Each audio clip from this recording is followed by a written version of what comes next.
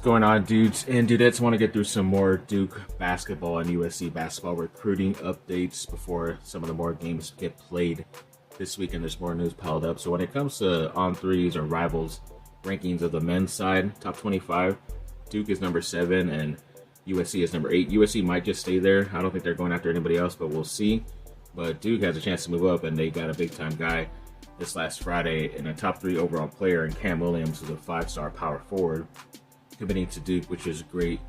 And yeah, he's going to be a big-time game changer for them in a couple years. But they also had a 5-star player in Darren Rippey Jr.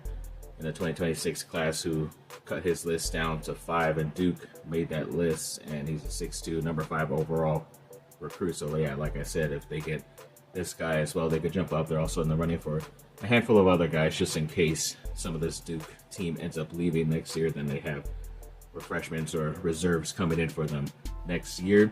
And Concanupo in the NBA has just been great. He had 32 points the other day, which I believe was another career high for him in his hometown of Milwaukee, which was great. And then Cooper Flagg is once again the youngest player in NBA history to record 20 points, 5 assists, and I believe at least 5+ rebounds with 0 turnovers in a game. So another big congrats to him. Jalen Johnson had that big game pretty recently that I talked about, but he's also been named the Eastern Conference Player of the Week. So big congrats to him. And then on the women's recruiting side, already before this, USC and Duke were 1 and 2.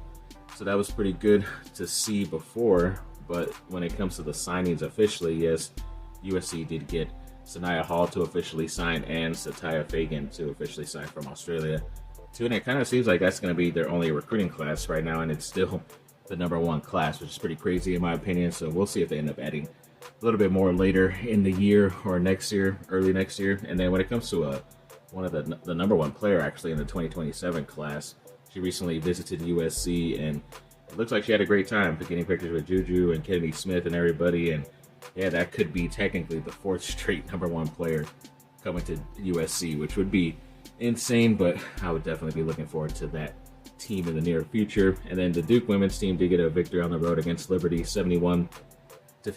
And they also signed a couple players too officially. Bella Flemings officially signed, Autumn Fleury signed, Taylor Sofokanich signed, and Sinai Green signed as well. And they're also in the running for a top prospect in the 2026 class who is announcing this Thursday.